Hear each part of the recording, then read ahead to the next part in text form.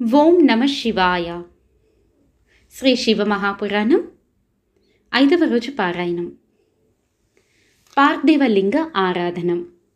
స్త్రీలు పురుషులు కూడా ఆరాధించదగినది పార్థివలింగ ఆరాధనం. నీటిలోని మట్టిని తీసుకొని దానికి శ్రీగంధ చూర్ణం, పాలు కలిపి సాధకుడు తన స్వహస్తాలతో విగ్రహంగా మలచాలి. అంగ ప్రత్యంగాలతోనూ సమస్తాయుధాలతోనూ పద్మాసనస్థులై కూర్చున్నట్లుగా ఆ ప్రతిమలను మలచాలి. అలా మలచిన వినాయక, సూర్య, శౌరి, శక్తి విగ్రహాలను పార్థివ లింగాలన్నీ షోడశోపచారాలతోనూ అర్చించాలి. వాటిని అభిషేకించేటప్పుడు నీళ్లు ధారగా పోయనక్కర్లేదు. అలా పోస్తే పార్థివ ప్రతిమలు విచ్చిపోతాయి.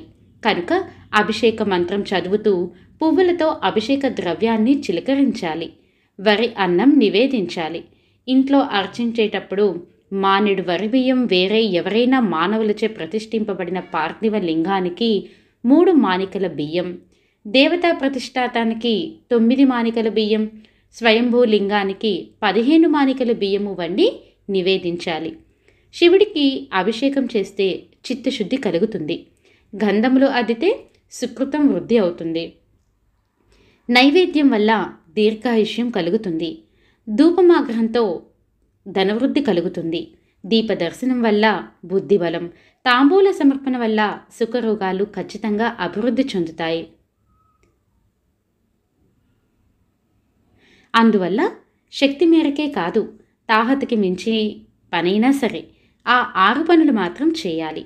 ఇక శివపూజ అనంతరం నమస్కారం జపం చేయాలి.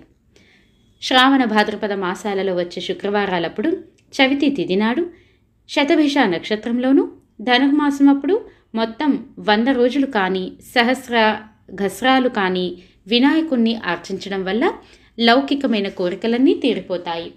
మన కోరికలు తీరేందుకు చేసే క్రియ కావడం వల్ల దీనిని పూజ అనే పేరును పిలుస్తారు. నిత్య నైమిత్తిక కర్మలు కొంతకాలానికి ఫలిస్తాయి. కామ్యకర్మలు యథావిధిగా ఆచరిస్తే అప్పుడే ఫలవంతులవుతాయి. ప్రతి నెల బహుళపక్ష చవితి నాడు వినాయకుణ్ణి ఆరాధిస్తే పాపాలన్నీ పటాపంచలైపోతాయి. ప్రతి ద్వాదశి నాడు విష్ణువును ఆరాధిస్తే సంపత్కరం. కర్కాటక మాసంలోని సోమవారం నాడు నవమి ఘడియల్లోనూ మృగశిర నక్షత్రం వేళ అమ్మవారిని సేవిస్తే సర్వేశ్వర్య భోగాలు సంప్రాప్తమవుతాయి. ఆశ్వయుజ శుద్ధ నవమి దేవీ పూజకు శ్రేష్టం. ఆదివారాల్లోని ప్రతి చతుర్దశి నాడు ఆర్ద్ర నక్షత్రంలోనూ శివారాధన శీఘ్రఫలకారి. ముఖ్యంగా మాఘ బహుళ చతుర్దశి, మహాశివరాత్రి నాడు శివారాధన వల్ల అన్ని విధాల అపమృత్యువులు తొలగిపోతాయి. ఆయుష్ పెరుగుతుంది. జ్యేష్ఠ మాసములోను, మార్గశిర మాసములోను షోడశోపచారయుత శివారాధనం భోగమోక్షప్రదం. కార్తీక మాసంలో దేవతారాధనం, తపోదాన హోమాదికాలు, నక్ర భోజనాది నియమాలు ముఖ్యమైనవి. బ్రాహ్మణులకు భోజనం పెట్టడం శ్రేయోదాయకం. కార్తీక మాసంలో కపర్దిని ఆరాధిస్తే సర్వ వ్యాధులు సమసిపోతాయి. భూతప్రేత పిశాచాది బాధలు తొలగిపోతాయి.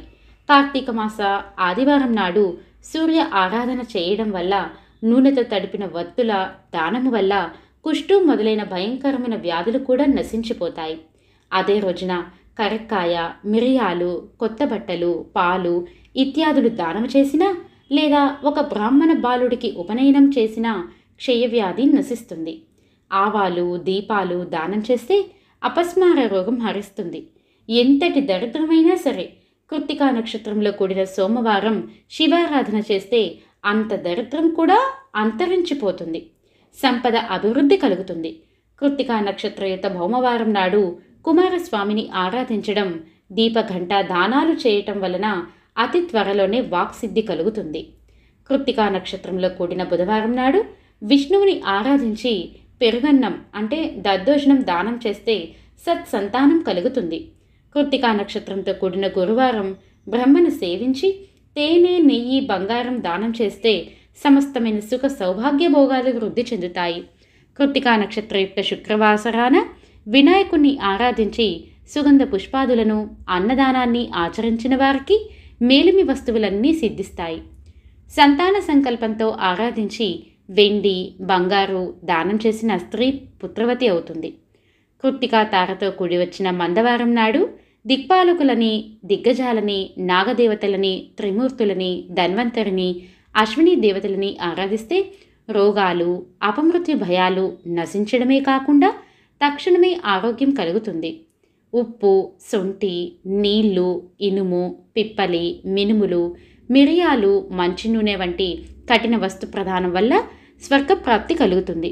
ధనుర్మాసం తెల్లవారుజామున శివ, విష్ణు ఆది దేవతల్ని పూజించి వరి అన్నం దానం చేయడం వల్ల పాపక్షయం, ఆరోగ్యం, ధర్మవృద్ధి, ఇహపర భోగాలు, శివైక చిత్తదారుఢ్యం కలుగుతాయి. బిందువు, నాదం, లింగం. బిందువు శక్తి, నాదం శివుడు. బిందునాదాత్మకమే సమస్త ప్రపంచము కావడం వల్ల ప్రపంచమంతా శివశక్తిత్వమని తెలుసుకోవాలి. నాదాన్ని ఆధారం చేసుకొని ఉంది బిందువు, దాని ఆధారం చేసుకొని జగత్తు. అందువల్ల బిందు నాదాలు రెండు జగత్తుకు ఆధారాలు. బిందునాదాత్మకమైనది అనగా శివశక్త్యాత్మకమైనది శివలింగము. తదారాధనమే జన్మ నివృత్తి. కాబట్టి శివలింగాన్ని సేవించి తీరాలి. అయితే మరో విషయం, శివలింగానికి ప్రణవానికి సామ్యమున్నది అంటారు. ఆ పంథాలో చూస్తే ఈ శివలింగం 6 విధాలుగా ప్రకటించబడుతోంది. ఈ 6 విధాలు మళ్ళీ 2 పద్ధతులుగా ఉన్నాయి. ఇలా ఒక్కొక్క విధానంలో 6 లింగాలు ద్వివిధ ద్వాదశ లింగాలుగా చెప్పబడుతున్నప్పటికీ శివగామాల రీత్యా మాత్రం ఆచార గురువాది లింగాలే సరైనవిగా తోస్తున్నాయి. ఈ 6 లింగాలను అనుదినం ఆరాధించాలి. మహా నైవేద్యాలు సమర్పించాలి. తేనె, నెయ్యి, 12 మానికల బియ్యం, 12 దొన్నెల పెసరపప్పు, 12 రకాలైన కూరగాయలు, నేతితో వండిన పిండి వంటలు, కుడుములు, పాలు, పెరుగు, 12 టెంకాయలు, 12 పూజా ఫలాలు, 36 తమలపాకులు, పచ్చకర్పూర చూర్ణం, నకం అనే గంధ విశేషం యొక్క చూర్ణం, చెంగల్వాది పంచసుగంధ ద్రవ్యాలు, తాంబూలం అనే వాటిని సమర్పణని మహానైవేద్యం అంటారు. దానిని శివార్పణం చేసి బ్రాహ్మణాది వర్ణక్రమంలో భక్తులకు పంచిపెట్టాలి. ఇలా 100 మహానైవేద్యాలు చేస్తే వచ్చే జన్మలో రాజై పుడతాడు. 1000 మహానైవేద్యాల ఫలం స్వర్గంలో పూర్ణాయువుతో సుఖించడం. 30,000 మహానైవేద్యాల వల్ల వైకుంఠవాసం, జన్మరాహిత్యం.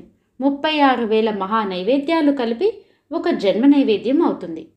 కార్తీక మాసంలోనూ, సంక్రాంతి నాడు, పర్వదినాల్లోనూ, వ్యతిపాతాలప్పుడు, పౌర్ణమి అమావాస్యలలోనూ, జన్మ నక్షత్రాలప్పుడు మహానైవేద్యం సమర్పించడం మంచిది. కనీసం సాలుకొక్కసారి వచ్చే జన్మదిన సందర్భంగానన్నా మహానైవేద్యం సమర్పించుకోవడం శ్రేయోదాయకం. రుద్రాక్షలని ధరించడం, విభూది దాల్చడం, శివ పంచాక్షరిని జపించడం, శివలింగాన్ని ఆరాధించడం, ఈ 4 మిమ్మల్ని శివభక్తులను చేస్తాయి. అందరికన్నా ఉత్తముడైన శివభక్తుడు శివుడితో పాటు శివభక్తుల్ని కూడా సేవించి తరిస్తాడు. అటువంటి వాడు ఏ మినహాయింపులు లేకుండా మోక్షానికి వెళ్ళిపోతాడు. ప్రణవ పంచాక్షరి మహత్యాలు. శివారాధన గురించి మాకు తెలియనివి ఎన్నో విషయాలు చెప్పి మమ్మల్ని ధన్యుల్ని చేశావు. అలాగే ప్రణవ పంచాక్షరి మంత్రాలను కూడా వినిపించవయ్యా మహర్షి అని మునులు కోరడంతో సూతుడు వాళ్ళ వాంఛితాన్ని ఇలా వివరించడం ఆరంభించాడు. తాపసులైన మీరడిగిన ప్రశ్నకు తగిన సమాధానం చెప్పడం శివుడికే సాధ్యం. అయినా నా ఓపిక మేరకు తెలియచేస్తాను, వినండి. శివుడే రక్షించాలి. ప్రణవ, ప్లస్ నవ, ప్రణవం అయింది. ప్రకృతి వలన జన్మించిన సంసారం అనే సముద్రాన్ని తరింపచేసే నవ అంటే సూక్ష్మమైన నౌక అని అర్థం చెప్పుకోవచ్చు. ఇంకా చాలా అర్థాలున్నాయనుకోండి, అవి అలా ఉంచుదాం. ఇక ప్రణవం 2 రకాలు. అవి స్థూలం, సూక్ష్మం. సూక్ష్మం అంటే ఒకే అక్షరం, స్థూలం అంటే 5 అక్షరాలలో ఉంటుంది. జీవన్ముక్తికి సూక్ష్మ ప్రణవమే విధాయకం. 36 కోట్ల సూక్ష్మ ప్రణవ జపం వల్ల ఆ జన్మలోనే శివయోగం సిద్ధిస్తుంది. గృహస్థులై శివోపాసకులైన వారికి పంచాక్షరీయ స్థూల ప్రణవమై విరాజిల్లుతోంది. ఈ గృహస్థ యోగం 1 క్రియాయోగం, తపోయోగం, జపయోగం అని 3 రకాలు. 10 మంది క్రియాయోగుల కన్నా ఒక తపోయోగి, 10 మంది తపోయోగుల కన్నా ఒక జపయోగి అత్యుత్తములని తెలుసుకోవాలి. బంధమోక్షం. తదనంతరం బంధమోక్షం గురించి చెప్పసాగాడు సూతుడు. ప్రకృతి, బుద్ధి, త్రిగుణాత్మకమైన అహంకారం, పృథివ్యాధి పంచభూతాలకు చెందిన తన్మాత్రలు 5 అనే ఈ 8 వల్ల ఏర్పడేదే బంధనం. దానికి కట్టుబడ్డవాడే బద్ధుడు. ఆ 8 వశపరుచుకున్నవాడే ముక్తుడు. జీవుడు తాను చేసిన సుకృత దుష్కృతాల వలన కర్మజ్ఞులవుచే కట్టబడినవాడై స్థూల సూక్ష్మ కారణాలనే దేహత్రయ కృత కర్మానుసారంగా సంసార చక్రంలో పడి పరిభ్రమిస్తూ ఉంటాడు. ప్రకృతి ఇత్యాదులు మహాచక్రం. శివుడొక్కడే ప్రకృతికి అతీతుడని తెలుసుకొని ఈ చక్ర భ్రమణంలోంచి బయటపడేందుకు గాను ఏతత్ చక్రవర్తి అయిన శివుణ్ణి ఆశ్రయించాలి. తద్వారా శివానుగ్రహం లభిస్తుంది. నిజానికి నిస్పృహుడు పరిపూర్ణుడు అయిన ఆయనకు ఈ పూజలు పురస్కారాలు ఏమి చేయాల్సిన పని లేదు. కానీ చెయ్యాలి. ఎందుకంటే సహజంగా సాంబుడు ప్రకృతి అతీతుడే అయినా కూడా ఇలా తననే నమ్ముకొని ఆరాధించే వారి పట్ల నిష్కలుడుగా కాక సకలుడై అనుగ్రహిస్తాడు. ఆ అనుగ్రహం లభించినట్లయితే ప్రకృతి ఇత్యాదులు మనకు వశమవుతాయి. ముందుగా కర్మాదులు, తద్వారా దేహాదులు వశవర్తులవుతాయి. అటువంటి వారికి సాలోక్యం లభిస్తుంది. తదనంతరం తన్మాత్రాదులు లోబడతాయి. ఆ స్థాయి వారికి సామీప్యత సిద్ధిస్తుంది. ఆ అనంతర క్రమంలో అహంకారము తన్నాశనం చేత బుద్ధి వశీకరింపబడుతుంది. అంటే చిత్తవృత్తి నిరోధక స్థితి సిద్ధిస్తుంది. అలా సిద్ధించిన వాన్నే యోగి అంటారు. తక్కిన వాళ్ళని యోగులనడం సమంజసం కాదు. అటువంటి శక్తి యోగి వాచులు చిత్తవృత్తి నిరోధన సిద్ధులు అయిన వారికే లభిస్తుంది. చరలింగాలన్నింటా శ్రేష్టమైన రసలింగం బ్రాహ్మణులకు సర్వాభీష్టప్రదమైనది. క్షత్రియులకు బాణలింగం మహా సామ్రాజ్య సిద్ధి కలిగిస్తుంది. సువర్ణలింగం వైశ్యుల పాలిట సంపదల పెన్నిది. శివలింగారాధనం శూద్రులను శుద్ధులను చేస్తుంది. అయినప్పటికీ కూడా స్ఫటికలింగ బాణలింగాల 2 సర్వవర్ణాల వారికి ఆరాధనీయాలు. ఒకవేళ ఆయా వర్ణాల వారికి విధించబడిన శివలింగాలు లభించినప్పుడు తమ కన్నా పైతరగతి లింగాన్ని సేవించవచ్చు. ఇక పుణ్యస్త్రీలకు పార్థివలింగం, వితంతువులకి స్ఫటికలింగం మంచివి అని చెబుతారు. కానీ స్త్రీలు ఏ స్థితిలో ఉన్నా, ఏ వయసులో ఉన్నా, ఏ స్థాయి వారైనా, ఏ వర్గం వారైనా సరే స్ఫటికలింగమే వారికి సర్వశ్రేయోదాయకమని చెప్పబడుతుంది. సంసారమగ్నుడైన వాడు పీఠంలో లింగాన్ని అభిషేకించి శాల్యన్యం నివేదించి పూజ అనంతరం సంపుటంలో దేవతామందిరంలో ఉంచాలి. నిషిద్ధ కర్మల నుంచి నివృత్తులైన వారు గురు దత్తము సూక్ష్మము అయిన శివలింగాన్ని ఎడమ అరచేత ఉంచుకొని ఆరాధించి తాము తినబోయే ఆహారాన్ని ముందుగా శివనివేదనం చేయాలి. తదనంతరం లింగాన్ని తలపై గాని కంఠాన గాని యుక్త స్థానంలో గాని ధరించాలి. ఓ శైవజ్ఞాన జిజ్ఞాసువులారా, వ్యాసోక్తంగా నాకు లభించిన శ్రేయమార్గ జ్ఞానాన్ని మీకు విన్నవించుకున్నాను. ఇది తెలుసుకున్నవారు శివానుగ్రహ పాత్రలవుదరుగాక అని ఆపాడు సూతుడు. పార్థివ లింగ ఆరాధన ఫల నిరూపణం విధి. ఆ తరువాత ఋషుల కోరికపై పార్థివలింగం గురించి చెప్పడం ఆరంభించాడు. మహాత్ములారా, శివలింగాలన్నింటా అత్యుత్తమమైనది ఈ పార్థివలింగం.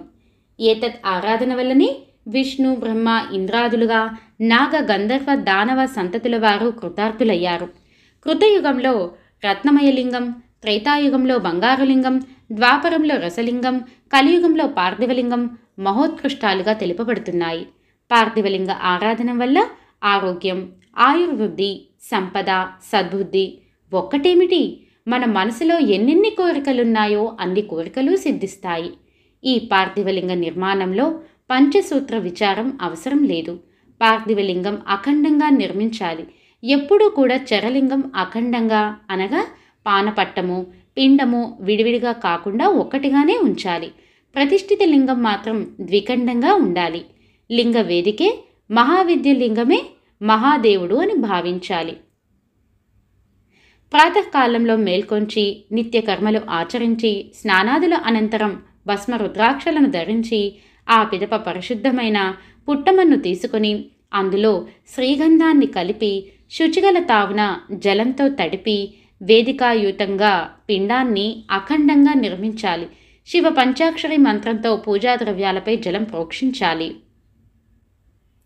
భూరసి మంత్రంతో స్థలశుద్ధిని, అపోస్మాన్ మంత్రంతో జల సంస్కారం, నమస్తే రుద్ర మంత్రంతో పేటికాబంధనం, నమ శంభవే మంత్రంతో పంచామృత ప్రోక్షణం, పమో నీలగ్రీవాయ మంత్రంతో ప్రతిష్టాపన, ఏతత్తే రుద్రాయ మంత్రంతో ఆసన సమర్పణ, మానో మహంతం అనే మంత్రంతో ఆవాహనం, యాతే రుద్ర మంత్రంతో ఉపవేశనం, యామిషుం మంత్రంతో న్యాసం, అద్యవోచత్ మంత్రపూర్వకంగా అధివాసం, అసౌ జీవ మంత్రంతో దేవతాన్యాసం, అసయో వసర్పితో ఉపస్మరణం, నమోస్తు నీలగ్రీవాయ మంత్రంతో పాద్య సమర్పణ, రుద్ర గాయత్రితో అర్ఘ్యం, త్రయంబక మంత్రంతో ఆచమనీయం, వయ పృథ్వీవా మంత్రయుక్తంగా క్షీరాభిషేకం, దదిత్రావణోతో దధిస్నానం, ఘృతం ఘృతయావా మంత్రంతో ఘృతస్నానం, మధువాత మంత్రంతో మధుస్నానం, స్వాదు పవస్వ మంత్రంతో శర్కార స్నానం,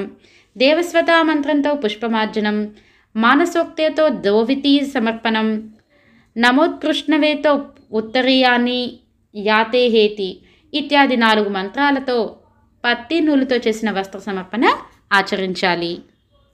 ఈ విధంగా సద్యోజాత మంత్రంతో మృతికను గ్రహించి, వామదేవ మంత్రంతో నీళ్లు తడిపి, అఘోర మంత్రంతో పార్థివలింగాన్ని నిర్మించి, తత్పురుష మంత్రంతో ఆవాహనం చేసి, పానపట్టంతో కూడి ఉన్న లింగాన్ని ఈశాన మంత్రయుక్తంగా వేదికపై స్థాపించి, భవాయ భవనాశాయ మహాదేవాయ ధీమహి ఉగ్రాయ ఉగ్రనాశాయ శర్వాయ శశిమౌలినే అనే మంత్రం చెప్పుకుంటూ ఏ ఆటంకాలు సంభవించకుండా భక్తి శ్రద్ధలతో షోడశోపచారయుతంగా పార్థివలింగార్చన గావించాలి.